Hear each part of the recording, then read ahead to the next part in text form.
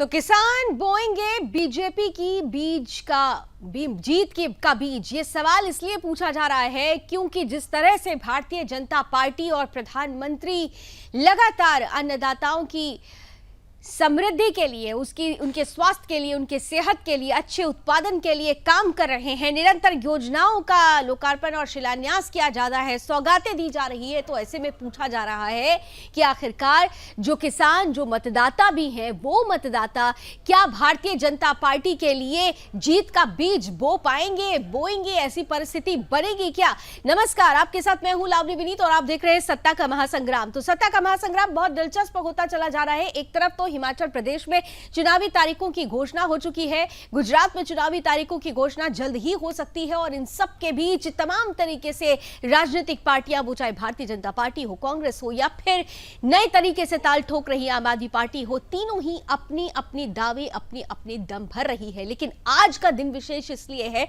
क्योंकि प्रधानमंत्री नरेंद्र मोदी ने जिस तरीके से देश के अन्नदाताओं को सम्मान देते हुए सम्मान निधि योजना की शुरुआत की और उसकी 12वीं किश्त आज जारी कर दी गई है, ऐसे में यह प्रश्न पूछा जा रहा है क्योंकि चुनाव करीब है। तो चुनावों में हमारे अन्नदाता भी मतदाता होते हैं। तो जो किसान सम्मान निधि अन्नदाताओं को दी जा रही है, क्या इसका प्रभाव, इसका लाभ भारतीय जनता पार्टी को मिल सकता है? या फिर सवाल यह भी है कि जिस तरीके से आम आदमी पार्टी हो या कांग्रेस हो, दोनों की तरफ से यह कहा जा रहा है कि 27 सालों में गुजरात की अगर बात कर लें या बीते 5 सालों में हिमाचल प्रदेश की बात कर लें, किसानों को ठगा गया है। किसानों को लेकर जो सही मायने में काम होना चाहिए, जब कांग्रेस दम भर रही है कि कांग्रेस की सरकार आएगी तो वो करेगी, आम आदमी कह रही है कि हम आएंगे तो हम करेंगे, हम कई तरीके की योजनाओं का लाभ पहुंचाएंगे, कई तरीके से फ्री का भी लाभ पहुंचाएंगे। लेकिन इन सब के बीच आज जो विशेष सौगात अन्नदाताओं को दी गई है,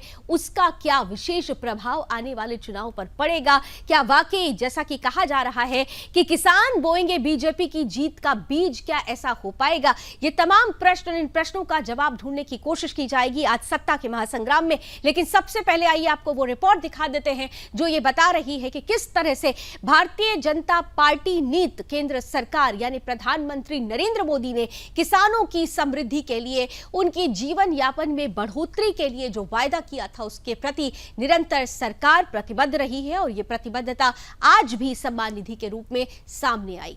रिपोर्ट देखते हैं।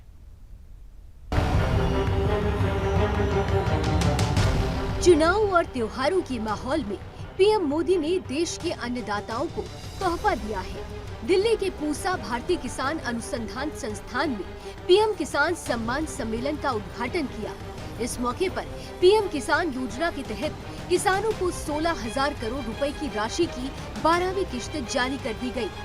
देश के किसानों की आय दोगुनी करने और अन्नदाता के जीवन स्तर को सुधारने के लिए पीएम मुहिम से करोड़ों किसानों को लाभ मिला है।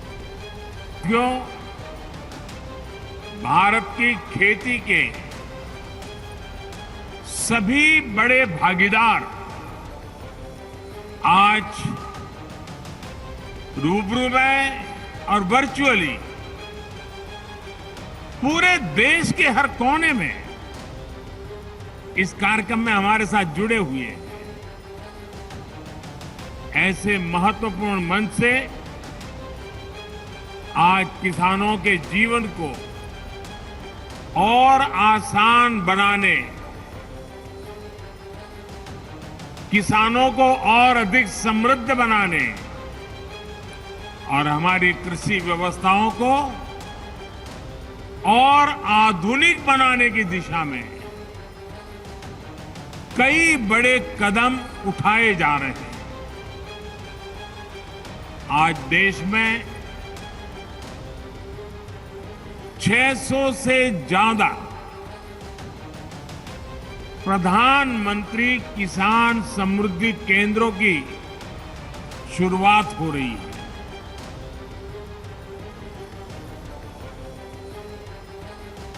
किसान सम्मान निधि की 12वीं किश्त से हिमाचल के 13 लाख और गुजरात के 65 लाख किसानों को सीधा फायदा मिला, जिसका सीधा लाभ भारतीय जनता पार्टी को आने वाले चुनावों में देखने को मिल सकता है। हिमाचल, जहां 69% आबादी का प्रमुख रोजगार किसानी है, और जो राज्य की जीडीपी में 22.1% का योगदान देते हैं। राजनीतिक पंडितों की माने तो वो अन्नदाता बीजेपी को विधानसभा चुनाव में जीत का रिटर्न गिफ्ट जरूर देंगे और हिमाचल में हर साल सरकार बदलने की परंपरा इस बार टूटेगी। वहीं अगर रूरल गुजरात के लिए प्रधानमंत्री सम्मान निधि योजना की बात की जाए तो भारतीय जनता पार्टी के लिए ये एक मास्टर स्ट्रोक माना जाएगा, जिसकी सनद है पिछले साल 31 जिला पंचायतों में हुए चुनाव, जिसमें बीजेपी ने क्लीन स्वीप किया था। ये वो 31 जिला पंचायतें थी जो कभी कांग्रेस का गढ़ मानी जाती थी और यहाँ पूरी तरह से कांग्रेस का दबदबा था। लेकिन जब सरकार से किसानों को सम्मान मिला तो अन्नदाता ने बीजेपी की झोली में पूरा रूरल गुजरात ही डाल दिया। तमाम आंकड़े और राजनीतिक पंडितों की गणित यही कहानी कहती है कि गुजरात का किसान वोटर विधानसभा चुनाव में बीजेपी को जीत का रिटर्न गिफ्ट जरूर देगा। होगा क्या, ये तो नतीजे आने पर पता चलेगा, लेकिन इतना जरूर है कि जिस तरीके से किसानों को समृद्ध बनाने के लिए भारतीय जनता पार्टी की सरकार निरंतर किसानों को सम्मान निधि प्रदान कर रही है, किसानों के लिए विभिन्न योजनाएं लेकर आ रही है, वो तमाम बातें कहीं न कहीं से किसान बने वोटरों के लिए एक सौगात है और सौगात का रिटर्न निश्चित रूप से भारतीय जनता पार्टी को मिलने की संभावना भी है। हेमंत कुमार के साथ ब्यूरो रिपोर्ट, सुदर्शन न्यूज।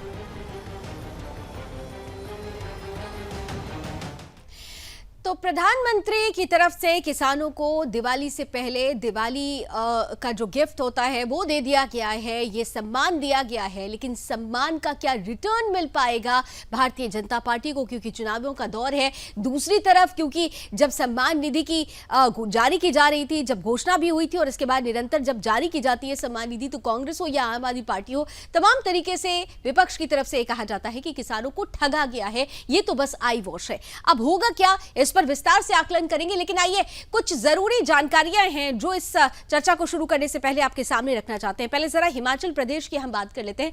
जब हम हिमाचल प्रदेश की बात करते हैं तो 9.79 लाख हेक्टेयर भूमि किसानों के पास अभी वर्तमान में देखी जाती है, उनके पास मौजूद है। हिमाचल प्रदेश में क्या परिस्थिति है हम ये बताने की आपके समक्ष कोशिश कर रहे हैं। मझोले और छोटे किसानों के पास कुल भूमि का 86.4% है, यानी इससे अंदाजा लगाया जा सकता है कि जो मझोले और छोटे किसान हैं वो वोटिंग पैटर्न को कितना प्रभावित कर सकते हैं। हिमाचल में अगर टोटलिटी में देखा जाए तो 13 लाख किसानों की उपस्थिति है और ये 13 लाख किसान, ये 13 लाख अन्नदाता मतदाता भी हैं, ये भी ध्यान रखने वाली बात है। खेती है हिमाचल का प्रमुख व्यवसाय। हिमाचल प्रदेश की अगर अर्थव्यवस्था की बात की जाए, यहाँ की जीडीपी की बात की जाए तो 72% सीधे सीधे इसका खेती के व्यवसाय से ही जुड़ता है, योगदान रहता है। 69% आबादी को सीधा रोजगार कृषि से ही मिलता है और राज्य की जीडीपी का अलग से अगर हम बात करें तो 22.1% का योगदान इसमें हिमाचल प्रदेश में इस क्षेत्र का रहता है। 80% क्षेत्र वर्षा सिंचित माना जाता है। हिमाचल प्रदेश की भौगोलिक परिस्थिति, भौगोलिक स्थिति और हिमाचल प्रदेश में जो अन्नदाता हैं वो किस तरीके से मतदाता के रूप में पार्टियों को प्रभावित करते हैं, इसकी विस्तार से आपके समक्ष हम जानकारी रख रहे हैं। 9,08,3 हजार के लगभग किसान जो हैं वो प्रधानमंत्री सम्मान निधि का सीधा फायदा उठा रहे हैं। 9 लाख से ज्यादा किसान हैं जिनको सीधे इसका लाभ पहुंच रहा है और किसानों को अब तक 12 किश्तें, आज 12वीं किश्त जारी की गई है। तो कुल मिलाकर अगर देखें तो पीएम सम्मान निधि जो जारी की जाती है वो किसानों के जीवन स्तर में बढ़ोतरी के उद्देश्य से शुरू की गई और किसानों को सीधे लाभ पहुंचाने के लिए सीधे उनके बैंक खाते में जाती है। 12 किश्तों में अगर हिमाचल प्रदेश की बात की जाए तो 1931.63 करोड़ की राशि अब तक दी जा चुकी है केंद्र सरकार की तरफ से हिमाचल प्रदेश के किसानों को। तो ये हिमाचल प्रदेश की पूरी परिस्थिति है जहां पर विशेष रूप से हमने देखा कि किस तरह से किसानों को फायदा हो रहा है। गुजरात की भी हम बात करेंगे, लेकिन गुजरात की बात करने से पहले आज के अब अतिथियों से आपका परिचय करा देती हूं और सीधे हम चलते हैं अपने मेहमानों के पास। और इस वक्त पहले स्क्रीन पर जरा अतिथियों का क्योंकि परिचय मैं करा देती हूं और फिर गुजरात की हम बात करेंगे। आइए सबसे पहले आपको दिखा देते हैं। हमारे साथ आज के पैनल में भारतीय जनता पार्टी का पक्ष रखने के लिए विक्रम जैन जी जुड़ रहे हैं, बहुत बहुत स्वागत है। गुजरात से हमारे साथ विक्रम जी जुड़ रहे हैं, बहुत स्वागत। इसके साथ ही साथ हमारे साथ राजनीतिक विश्लेषक के रूप में जो गुजरात को बहुत अच्छे से समझते हैं, जिगर दोशी साहब हमारे साथ जुड़ चुके हैं। जिगर जी, आपका भी बहुत बहुत स्वागत है। और हिमाचल प्रदेश की राजनीति को बहुत अच्छे से समझने और समझाने के लिए हमारे साथ हेमंत जी राजनीतिक विश्लेषक के रूप में उपस्थित है। हेमंत जी, आपका भी बहुत बहुत स्वागत है। आइए, आप तीनों को स्क्रीन पर तो पैनल लेकर नहीं आया, लेकिन चलिए मैं गुजरात की तरफ लेकर आपको चलती हूँ। गुजरात की भी जरा जल्दी से हम बात कर लेते हैं। गुजरात की जब हम बात करेंगे, गुजरात में क्या परिस्थिति है किसानों को लेकर, गुजरात में कितने किसान हैं और गुजरात को किस तरीके से फायदा पहुंच रहा है, आइए आपको बता देते हैं। आपको बताते हैं कि 65 लाख किसान दरअसल तय करने वाले हैं गुजरात की चुनावी दशा को। सम्मान निधि से बीजेपी को बहुत फायदा होने वाला है, पहले भी ये कहा जा चुका है। 31 जिला पंचायतों पर बीजेपी का सीधा कब्जा रहा है। बिना ब्याज के मिल रहा फसल ऋण, जो पहले 18% तय किया गया था, सरकार ने उधर एमएसपी भी बढ़ा दी है और राज्य के 95% इलाकों में नर्मदा का पानी भी पहुंच चुका है। तो ये परिस्थिति गुजरात की है, जहां पर गुजरात में खास तौर से अगर कच्छ की और ग्रामीण क्षेत्रों की बात की जाए तो ये कहा जा रहा था कि ग्रामीण क्षेत्रों के अन्नदाता काफी नाराज चल रहे हैं, लेकिन फिर भी नाराजगी के बावजूद भी उनकी पहली पसंद, ऐसा कहा जा रहा है कि पहली पसंद भारतीय जनता पार्टी बनी हुई है, क्योंकि भारतीय जनता पार्टी जिस प्रतिबद्धता के साथ चुनावी मैदान में उतर रही है, उस प्रतिबद्धता में एक कड़ी किसान सम्मान निधि की भी जुड़ती है। और आज जब 12वीं किश्त जारी की गई है तो कहीं ना कहीं से इसका फायदा भी भारतीय जनता पार्टी को मिलने की पूरी संभावना है। 1023 करोड़ की धनराशि आज जब 12वीं किश्त जारी की गई है तो 1023 करोड़ की राशि सीधे सीधे किसान लाभार्थियों के खाते में पहुंच चुकी है। अब आइए इसी जानकारी के साथ जरा मेहमानों को स्क्रीन पर लेकर आते हैं और आज की चर्चा की शुरुआत करते हैं। तो सबसे पहले जिगर साहब, आपके साथ ही शुरुआत कर लेते हैं, क्योंकि जो परिस्थिति गुजरात में बनी हुई है, गुजरात का चुनाव बहुत दिलचस्प है और इसमें खास तौर से भारतीय जनता पार्टी के 27 सालों का जो इतिहास है, उसी इतिहास को दोहराने की अग्नि परीक्षा है। और उस अग्नि परीक्षा में किसान मतदाता, अन्नदाता जो मतदाता भी हैं, बहुत महत्वपूर्ण भूमिका निभाएंगे। आज किसान सम्मान निधि जारी कर दी गई है 12वीं किश्त, कितना फायदा पहुंच सकता है? जिगर दोशी जी। सम्मान निधि की आज 12वीं किस्त प्रधानमंत्री जी के हाथों दी गई है। वो मेरे ख्याल से बीजेपी के लिए जरूर हर एक जगह पे, सिर्फ गुजरात के लिए नहीं, पूरे भारतवर्ष में ये एक अच्छी बात और एक अच्छी पॉजिटिविटी किसानों के मन में लाने के लिए जरूर कामयाब साबित हो सकता है। ऐसा ये जरूर बहुत बड़ी बात है। उसके 2-3 रीजन है। जब जहां तक हम गुजरात की बात करें, गुजरात में इलेक्शन आने वाले सिर्फ इसी वजह से नहीं, पर आपने अपने जो चैनल के माध्यम से अभी स्क्रीन पर जो डेटा दिखाया, वो 12वीं किस्त एक तो पहली बात, दूसरा जो एमएसपी का लाभ मिल रहा है, तीसरा जो ब्याज जो दर थी वो 0% लाकर उनको मदद की जा रही है। तो ऐसी बहुत सारी चीजें हैं जो राज्य सरकार कर रही है। और सीधी सी बात है, जब राज्य सरकार ये सारे काम कर रही है जो बीजेपी की है, बीजेपी द्वारा गवर्न है, तो सीधी सी बात है कि बीजेपी को इसका फायदा जरूर मिलेगा। और हालांकि जहां कोई ना कोई इश्यूज है पिछले 4-5-6 महीनों के अंदर, जो बीजेपी के खिलाफ अगर कुछ ऐसी बात है, अगर किसानों को कोई नाराजगी है और किसानों के जो संगठन है वो भी शायद एक कोई आंदोलन लेकर चल रहे थे, उसको भी उनकी भी 15 मांगे थी, उसमें शायद 10 मांगों को स्वीकार करके भी राज्य सरकार ने बहुत पॉजिटिविटी दिखाई है। तो मेरे ख्याल से ओवरऑल अगर देखने जाए तो सारी चीजें अभी ऐसे हो रही है कि जैसे किसानों को अगर कोई भी दिक्कत होती है तो राज्य सरकार बिल्कुल बखूबी उनके साथ खड़ी रहती है, क्योंकि वो जानते हैं कि किसान है, वो अन्नदाता है और उन्हें नाराज कर कभी भी सत्ता नहीं पाई जा सकती। तो मेरे ख्याल से ये बहुत अच्छा एक मास्टर स्ट्रोक डेफिनेटली साबित होगा। किसानों के अंदर भी जो कोई भी नाराजगी होगी वो भी जरूर दूर होगी और सरकार को भी इसका फायदा जरूर मिलेगा एक सामंजस्य सेट करने में, कि अगर किसानों के साथ कहीं कोई बातचीत में कमी रह गई या उनके संगठनों के साथ या भारतीय किसान संघ के साथ, तो उसमें भी उनको काफी अच्छी एक सहूलियत मिल जाएगी, क्योंकि प्रधानमंत्री के हाथों दी जाने वाली ये जो सम्मान निधि राशि है वो सीधा सीधा किसानों के लाभार्थी जो होते हैं उनके वहां जाती है। और इसमें एक बहुत ही सुखद और आश्चर्यजनक बात यह है कि ये कोई जमीनों की जो सीमाएं होती है, जिस तरीके से किसके पास कितनी जमीन है या क्या है, उसी बेस पे नहीं दी जाती। अगर कोई इंसान टैक्सेबल इनकम के नीचे है और वो किसान रजिस्टर्ड है ऑन पेपर, तो उनको सीधी ये लाभार्थ राशि दी जाती है। तो मेरे ख्याल से अगर किसी के पास सिर्फ 2 बीघा जमीन भी है गुजरात में, पर उनके घर के 4 लोग भी किसान निधि सम्मान पा रहे हैं, तो आज उनको 8,000 रुपए मिले होंगे एक साथ में। तो मेरे ख्याल से आगे आने वाले जो कृषि का समय है उनके लिए वो उनके लाभ में आ सकते हैं, आगे आने वाले त्योहारों में उनके काम आ सकते हैं। यहाँ पर निश्चित रूप से जिगर जी, लेकिन एक बड़ा महत्वपूर्ण प्रश्न ऐसे में ये बनता है कि ये कहा जा रहा है निरंतर, विपक्ष भी ये आरोप लगा रहा है कि ये सिर्फ एक आई वॉश है और कहीं ना कहीं से किसानों को ठगा जा रहा है। अब देखिए चुनाव है तो आरोप प्रत्यारोप का दौर तो जारी है।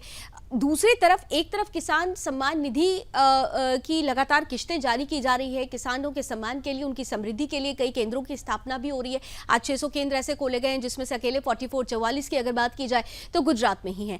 लेकिन थोड़ा सा इंटीरियर में अगर चले जाते हैं, ग्रामीण क्षेत्रों में, खासतौर से अगर कच्छ रनवे की हम बात करते हैं, उन इलाकों में ये देखा गया था कि भारतीय जनता पार्टी के प्रति थोड़ी सी नाराजगी थी। क्या आपको लगता है कि ये जो जिस किसानों की समृद्धि के लिए जिस योजना का शुभारंभ किया गया या जो निधि जारी की गई है, उससे वो नाराजगी भी दूर होगी जिसका जिक्र बार बार विपक्ष की तरफ से किया जाता है, वो चाहे आम आदमी पार्टी हो या फिर कांग्रेस हो? क्योंकि राहुल गांधी भी भारत जोड़ो यात्रा के दौरान भी जब शुरू कर रहे थे उस वक्त उन्होंने गुजरात और हिमाचल की चुनावों का जिक्र करते हुए कहा था कि किसानों के लिए सबसे ज्यादा काम करना है, किसानों को ठगा जा रहा है, 27 सालों में जो दिया गया वो आई वॉश के जैसा है। और आम आदमी पार्टी यानी अरविंद केजरीवाल भी कुछ ऐसे कहते हुए सुनाई देते हैं, दिखाई दे जाते हैं कि पंजाब की तर्ज पर हम कई फसलों पर एमएसपी देंगे, कई तरीके की सुविधाएं देंगे। तो क्या आपको लगता है कि बहुत सारे ऑप्शंस हैं और उन ऑप्शंस में जो सबसे बड़ी बात नाराजगी की है वो ये सम्मान निधि दूर कर पाएगी?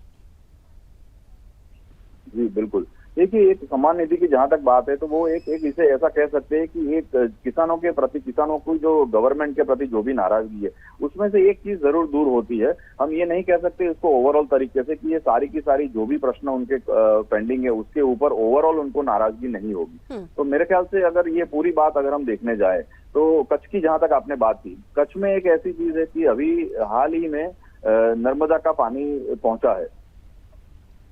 जी।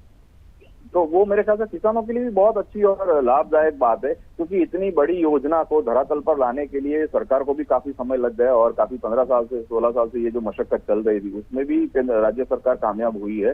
हालांकि ये योजना तो बहुत ही पुरानी है, ये नेहरू जी के कालखंड के समय की है जहाँ उसका शिलान्यास हुआ था।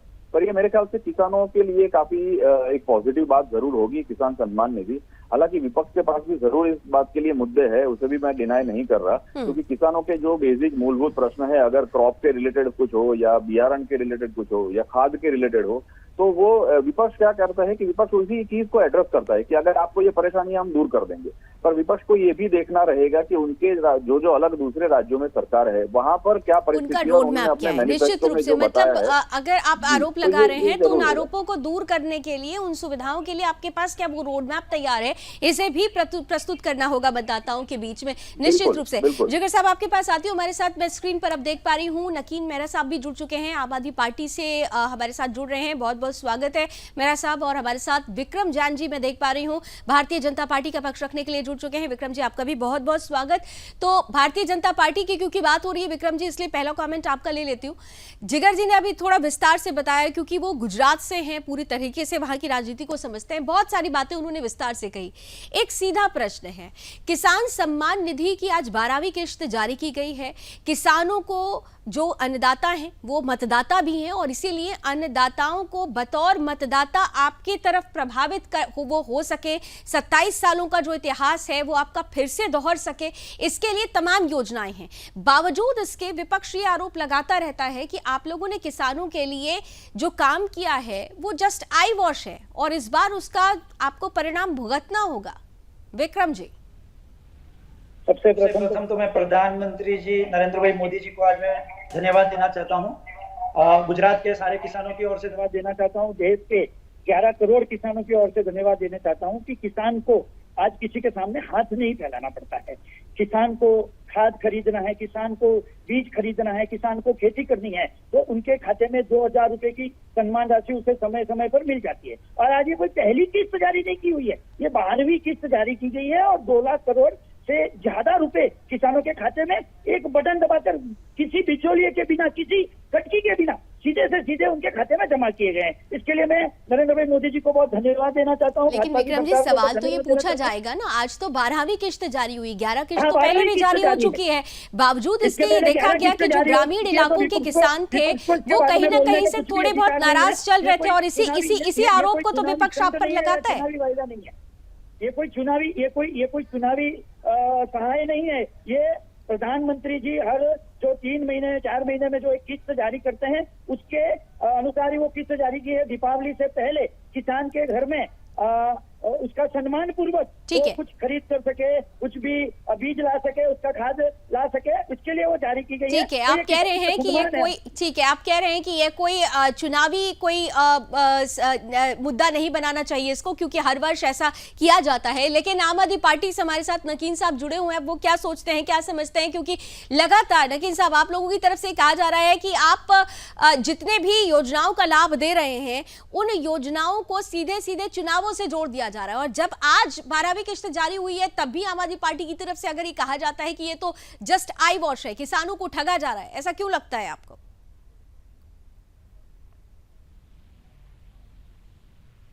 मेहरा साहब, सुन पा रहे हैं आप मुझे?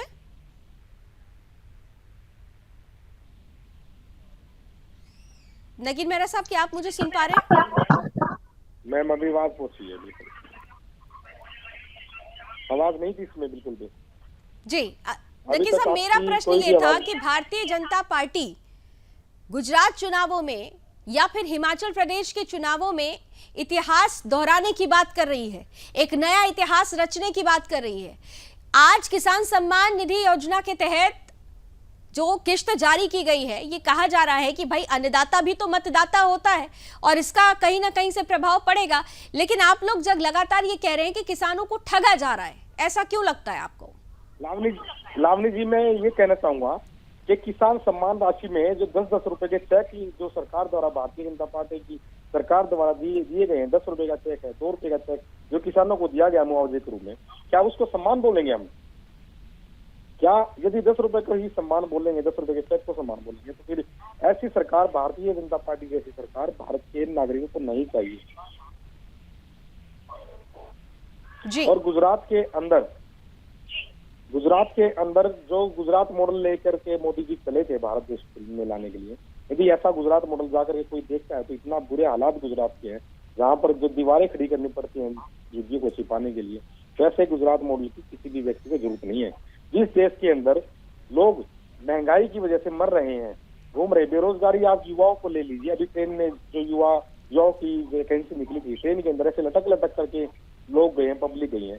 जिस वक्त कांवड़ यात्रा चली थी, कांवड़ यात्रियों पर फूल बरसाए गए थे, मैं बहुत अच्छी पहल थी, लेकिन उसी तरफ पर युवाओं के लिए रोजगार की भी आवश्यकता होती है। वो रोजगार कहाँ है? वो 15 लाख रुपए कहाँ पर है जो लोगों को कहा गया था कि आपके खाते के अंदर आएंगे? आज गुजरात के अंदर भारतीय जनता पार्टी की सरकार सच्ची नजर आ रही है। आप कह रहे हैं कि ठीक नहीं कर रहे हैं। विक्रम राज जी, आपको अगर सुनाई दे रही हो आवाज तो जल्दी से काउंटर कर दीजिए, तो मैं फिर से जिगर जी के पास जानना चाहती हूँ।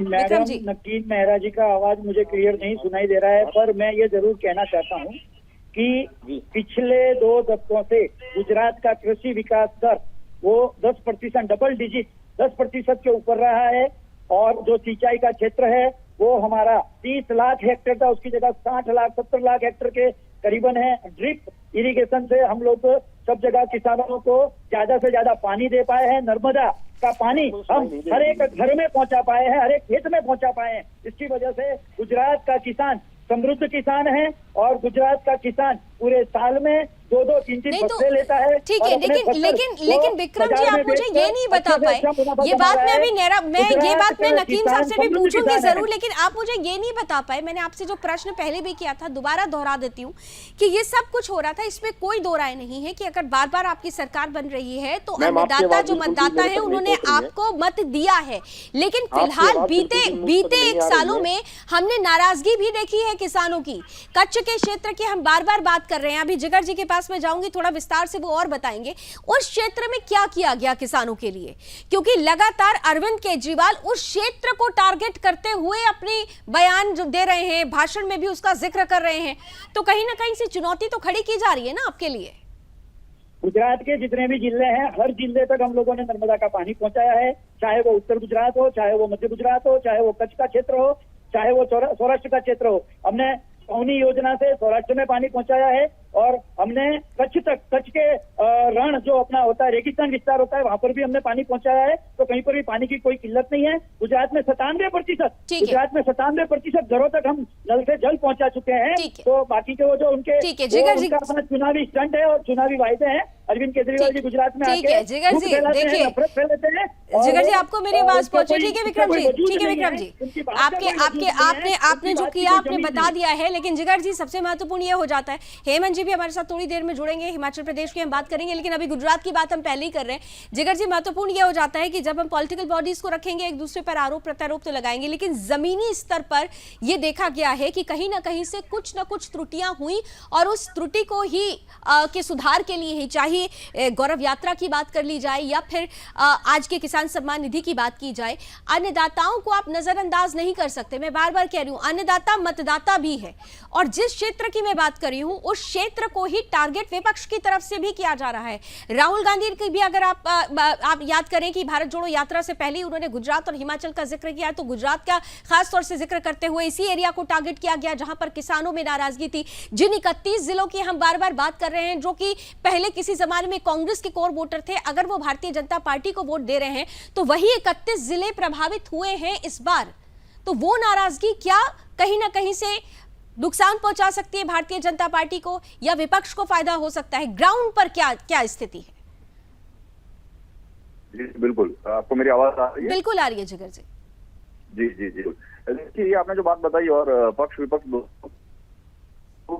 डेफिनेटली मैं ये कहूंगा कि जो ग्राउंड लेवल रियलिटी है उसमें किसानों को जरूर रहते हैं, हमेशा रहते हैं, तो उसको एड्रेस करना बहुत जरूरी है। अब इसमें दो चीज है, जैसे इसमें एक ताउते जोड़ा जिसे कहते हैं कि पहन आया, अब उसकी कुछ ऐसी एशिया थी जिसको गवर्नमेंट को देना था, उसका पूरा एक मैपिंग करने के बाद, उसके अलावा जो खेत होते हैं सारे खेत खलियान, उनका भी एक डिजिटल मैपिंग करके उसके अंदर जो मीटर लगाने की, उसका भी एक मुद्दा काफी सारा टाइम चला था, पिछले 3 महीने पहले की बात है ये। उसके बाद जब तीसरा चीज ये आ गई जहाँ पर ये पानी की जो किल्लत हो रही थी, पानी ज्यादा हो रहा था कि काफी अतिवृष्टि हो गई थी, इस वजह से लोगों को काफी परेशानी हो रही थी, किसानों को भी वो दिक्कत झेलनी पड़ी भारी और हैवी बारिश की वजह से। तो इसके अंदर उनको क्या प्रावधान रखा जाए सरकार की तरफ से, वो सारे मुद्दे जो है, उसी मुद्दे और कुछ 7-8 मुद्दों को लेकर भारतीय किसान संघ जो यहाँ की इकाई एक है, उन्होंने कुछ आंदोलन धरना किया था और उसके साथ गवर्नमेंट की काफी सारी बैठकें चली और वो बैठकों के अंदर कुछ सुखद समाधान भी आए, कुछ मुद्दे सॉल्व भी हो गए।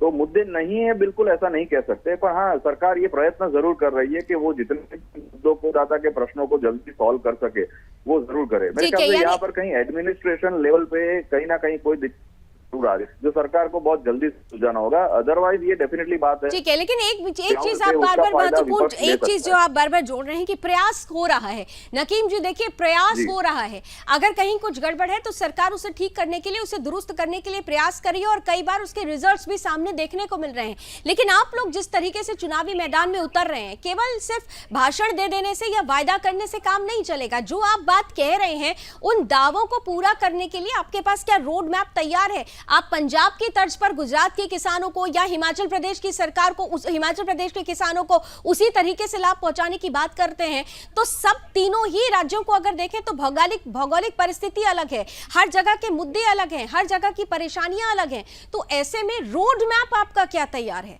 उस रोड मैप को लेकर आप किस तरीके से पुख्ता तैयारी कर रहे हैं और उसको लेकर कब सामने आएंगे?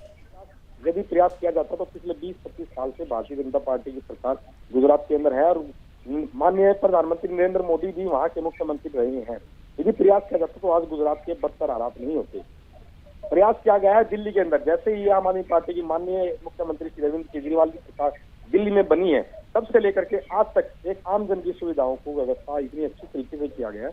एक किसान को लेकर किया जाता है तो पूरे भारत देश के अंदर सबसे ज्यादा मुआवजा आम आदमी पार्टी की अरविंद केजरीवाल सरकार ने किसानों को दिया है। नकीब जी, आवाज आपकी डिस्टर्ब करिए। मैं आपके पास दोबारा आती हूँ। एक क्लास बहुत महत्वपूर्ण है। गुजरात की बात तो कर ले रहे हैं जिगर जी, लेकिन हिमाचल को नहीं छोड़ना चाहिए। देखिए, हिमाचल प्रदेश में भी परिस्थिति वैसी ही बन रही है। एप्पल इकोनॉमी की अगर बात की जाए तो 5,500 करोड़ की एप्पल इकोनॉमी है हिमाचल प्रदेश की, लेकिन उसी के उत्पादक, उसी के प्रोड्यूसर सबसे ज्यादा नाराज चल रहे हैं। क्या उसका कोई इंपैक्ट होगा जिगर जी? जिगर दोषी जी, क्या आप मुझे सुन पा रहे हैं? जी जी, आपकी आवाज, मेरी आवाज आ रही है? अभी आपने मेरा प्रश्न सुना जिगर जी? जी जी, आप एक बार रिपीट कर पाएंगे? हिमाचल प्रदेश की हम, क्योंकि देखिए गुजरात की हम बहुत विस्तार से बात करेंगे और कर भी रहे हैं, लेकिन हिमाचल को नहीं छोड़ सकते। 68 विधानसभा सीटें और बड़ा महत्वपूर्ण राज्य है। एप्पल इकोनॉमी की हम हिमाचल प्रदेश की बात करते हैं। 5,500 करोड़ की एप्पल इकोनॉमी है और बहुत महत्वपूर्ण ये टोटल राज्य की अर्थव्यवस्था में योगदान देती है, लेकिन वही एप्पल प्रोड्यूसर्स सबसे ज्यादा नाराज चल रहे हैं वर्तमान सरकार से। तो क्या आज की जो परिस्थिति हुई है, आज जिस तरीके से सम्मान दिया गया, या एप्पल उत्पादकों के लिए, जो सेब उत्पादकों के लिए जो लगातार सरकार प्रयास कर रही है, आपको लगता है कि वो अन्नदाता भी मतदाता के रूप में भारतीय जनता पार्टी को ही चुनेंगे? लगता है आपको ऐसा?